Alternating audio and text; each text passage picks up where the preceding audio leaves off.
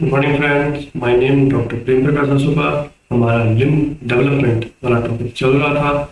ठीक है, जिन्होंने वो फर्स्ट पार्ट नहीं देखा वो देखो, चैनल को सब्सक्राइब कर दो ताकि अगले लेक्चर मिलते रहें। और जिन टॉपिक्स पर तुम्हें लेक्चर चाहिए जो तुम्हें समझ में नहीं आ रहे हैं खुद से, मुझे वो कमेंट करके बता दो कौन से टॉपिक तुम्हें देखना है। मैं फटाफट उनके लेक्चर अपलोड करना शुरू करूंगा। ठीक है, तो लिम्ब डेवलपमेंट में हमने लास्ट लेक्चर के अंदर देखा था कि लिम्ब बड्स जो है वो किस तरह से बनती है। आज हम बात करेंगे कि dorsal, ventral, anterior, posterior, proximal, distal, ये तीन एक्सिस जो है, इन एक्सिस का स्पेसिफिकेशन कैसे होता है, आज अपन इसके बारे में बात करेंगे। तो ज्यादा समय बर्बाद नहीं करते हुए लेक्चर फटाफट अपन क्या करते हैं, शुरू करते हैं।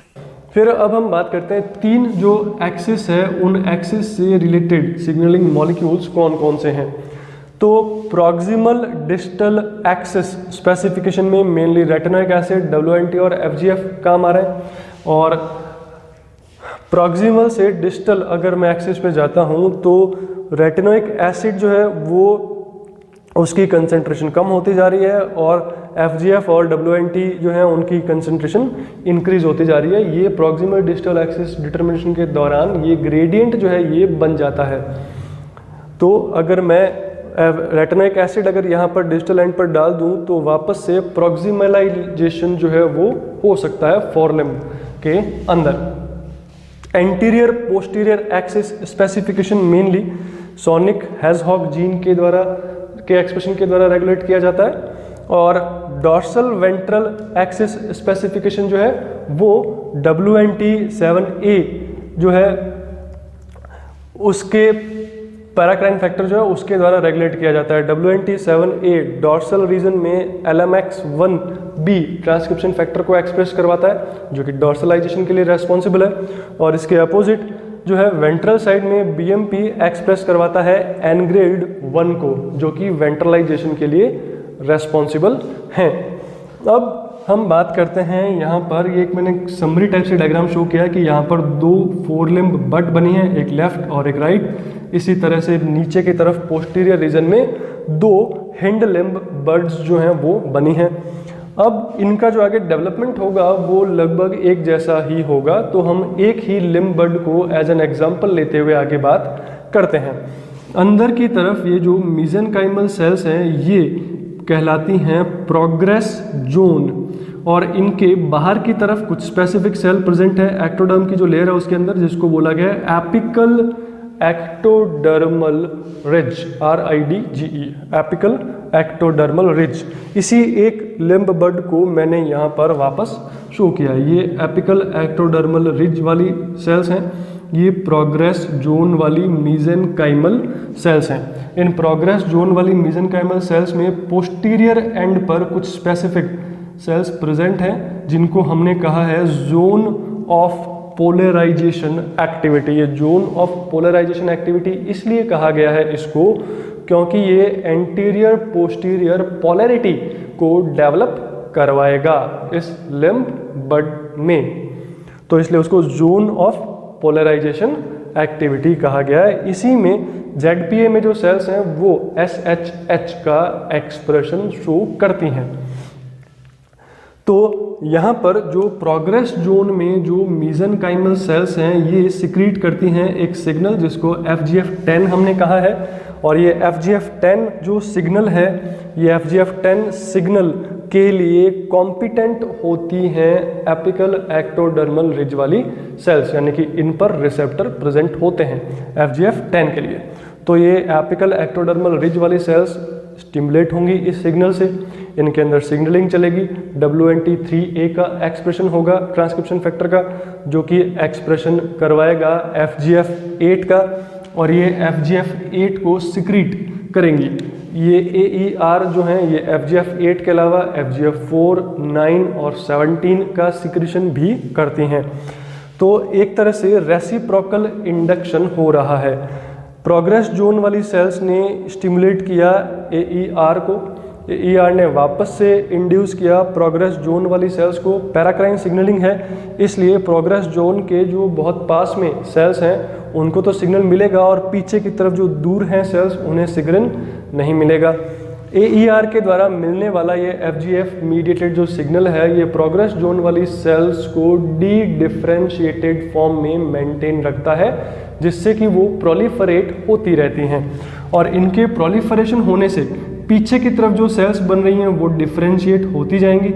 तो ये स्टाइलोपोड बन जाएगा पीछे की तरफ, जबकि आगे की तरफ जो प्रोग्रेस जोन वाली सेल्स है वो डी डिफरेंशिएटेड है AER के द्वारा मिलने वाले सिग्नल के कारण, और पीछे की तरफ सेल डिवाइड होती जा रही हैं तो वो डिवाइड होकर डिफरेंशिएट होती जाएंगी, जिससे कि पीछे स्टाइलोपोड बनेगा पहले, फिर ज़िगोपोड बनेगा, फिर ऑटोपोड जो है वो बनता जाएगा और आगे टर्मिनलाइजेशन हो जाएगा। वो टर्मिनलाइजेशन कैसे होगा उसके बारे में भी अपन बात करते हैं। तो इस तरह से यहाँ पर AER और प्रोग्रेस जोन के बीच में जो सिग्नलिंग है वो स्टाइलोपोड, ज़िगोपोड, ऑटोपोड बना रही है, मतलब प्रॉक्सिमल डिस्टल एक्सिस का डिटर्मिनेशन जो है, स्पेसिफिकेशन जो है वो हो रहा है। Proximal distal, anterior, posterior, dorsal, ventral तीनों एक्सिस स्पेसिफिकेशन साथ साथ चलता रहता है। हम अलग अलग पढ़ रहे हैं हमारी सहूलियत के लिए। फिर हम बात करते हैं कि एंटीरियर पोस्टीरियर एक्सिस जो है उसके दौरान क्या सिग्नलिंग हो रही है। तो जब लिम्ब बड बनी है इनिशियली, तो अभी हमने यहाँ पर भी बात की थी कि FGF10 वाला सिग्नल हो रहा था। तो ये FGF10 जो है प्रोग्रेस जोन वाली सेल सिक्रीट करती है, ये WNT3A का एक्सप्रेशन करवाती है और WNT3A FGF8 का एक्सप्रेशन करवाती है, जिससे कि FGF8 रिच रीजन जो है यहाँ पर बन जाएगा। और ये FGF8 जो है अब ये क्या करेगा, तो ये FGF8 जो है ये स्टिमुलेट करता है ZPA वाली सेल को, इसकी लो कंसंट्रेशन, FGF8 की लो कंसंट्रेशन, क्योंकि हाई कंसंट्रेशन यहाँ पर होगी और जो दूर है रीजन वहाँ पर लो कंसंट्रेशन होगी। तो FGF8 की लो कंसंट्रेशन जो है वो प्रमोट करती है SHH के एक्सप्रेशन को। एक ETV45 ट्रांसक्रिप्शन फैक्टर है, ये एक फैमिली है ट्रांसक्रिप्शन फैक्टर की।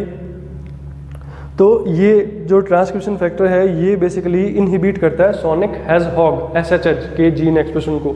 सोनिक हेजहॉग जो है वो यहाँ पर ZPA में बनना शुरू हुआ और डिफ्यूज़ होगा ऊपर की तरफ, और ये प्रमोट करता है एक एक्सप्रेशन जर्मेलिन 1 जीन के एक्सप्रेशन को। जर्मेलिन 1 जो प्रोटीन है वो एंटागोनिस्ट होती है BMP की, बोन मॉर्फोजेनिक प्रोटीन जो है एक मॉर्फोजन, उसकी ये एंटागोनिस्ट होती है। तो SHH इनहिबिट करता है BMP को जर्मेलिन के द्वारा। तो जहाँ पर लो लेवल है FGF8 का वहाँ पर SHH जो है उसको एक्सप्रेस करवाया जा रहा है ETV45 को इनहिबिट करके, और ये जर्मेलिन को प्रमोट करती है, जर्मेलिन BMP को इनहिबिट करती है। BMP जो है ये FGF एंटागोनिस्ट था, लेकिन जैसे जैसे ये आगे की तरफ डिस्टल पार्ट बनता जाएगा ये वाला जो रीजन है ये दूर होता जाएगा।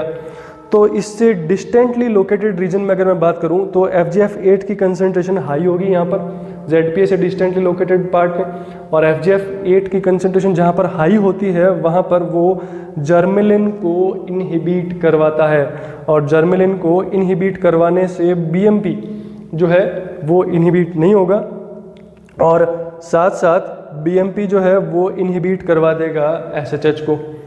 और एंटीरियर मोस्ट रीजन में FGF8 जो है ये different type of signalling show करता है। एंटीरियर मोस्ट रीजन में FGF8 जो है प्रमोट करता है ETV45 को और इनहिबिट करवाता है SHH को। तो इससे एक SHH का एक ग्रेडियंट बन जाएगा, नीचे की तरफ हाई कंसंट्रेशन और ऊपर की तरफ लो कंसंट्रेशन। तो SHH की हाई कंसंट्रेशन जहाँ पर रहेगी वो वाला पार्ट पोस्टीरियर रीजन बनाएगा, और जहाँ पर SHH बिल्कुल नहीं है वो वाला पार्ट एंटीरियर रीजन बनाएगा। तो इस तरह से एंटीरियर और पोस्टीरियर एक्सिस जो है वो डिफरेंशिएट होगी, और टर्मिनल जो रीजन है जहाँ पर कि जर्मेलिन को इनहिबिट किया जा रहा है FGF8 के द्वारा, तो ये टर्मिनलाइजेशन करवा रहा है यहाँ पर बेसिकली। तो यहाँ पर ये एंटीरियर से पोस्टीरियर एक्सिस जो बनी है, इसमें एंटीरियर रीजन में ये थंब है और पोस्टीरियर रीजन में हमने लिटिल फिंगर को शो किया है। SHH को अगर, या SHH सॉक्ड बीड्स को लिम्ब बड में अगर एंटीरियर रीजन में डाल दिया जाए शुरुआत के दौरान, तो इससे मिरर इमेज बन जाएगी। क्यों? क्योंकि अगर SHH के अगर सॉक बीड को मैं डाल दूं यहाँ पर इनिशियल डेवलपमेंट कंडीशन के दौरान, तो उससे क्या होगा, उससे मिरर इमेज बन सकती है। बहुत सारे एक्सपेरिमेंटल क्वेश्चन आते हैं इस टॉपिक पर, क्योंकि जो जीन रिलेटेड रेगुलेशन था वो तो बस इन्हीं जीन से रिलेटेड है, बाकी एक्सपेरिमेंटल क्वेश्चन यहाँ पर बहुत सारे बनते हैं इस टॉपिक से रिलेटेड। मेन जो हमें याद रखना है वो हमें यही याद रखना है कि अगर मैं प्रॉक्सिमल डिस्टल एक्सिस के बारे में बात करूँ तो रेटिनोइक एसिड FGF और WNT का जो ग्रेडियंट है वो प्रॉक्सिमल डिस्टल एक्सिस स्पेसिफिकेशन करवा रहा है। Anterior posterior axis specification mainly SHH के द्वारा हो रहा है। SHH जो है शुरुआत में जब लिम्ब बड बनना शुरू हुई है तो FGF8 की लो कंसंट्रेशन SHH को एक्सप्रेस करवाती है, SHH जर्मिलिन को एक्सप्रेस करवाता है, जर्मिलिन BMP को इनहिबिट करवाता है। और साथ साथ जो AER के पास वाला रीजन है वहाँ पर FGF8 की हाई कंसंट्रेशन होने के कारण जर्मिलिन जो है वो इनहिबिट होता है, या मैं कहूँ SHH को इनहिबिट करवाया जाता है। तो इससे एंटीरियर पोस्टीरियर जो एक्सिस है वो स्पेसिफिकेशन होगा। एक एक्सपेरिमेंटल क्वेश्चन अगर मैं बात करूं कि ZPA जो है वो नॉर्मली यहाँ पर प्रेजेंट है, अगर ZPA को किसी और एम्ब्रियो से ट्रांसप्लांट कर दिया जाए और एक और ZPA बना दिया जाए यहाँ पर, तो क्या होगा, तो उससे मिरर इमेज जो है वो बनेगी।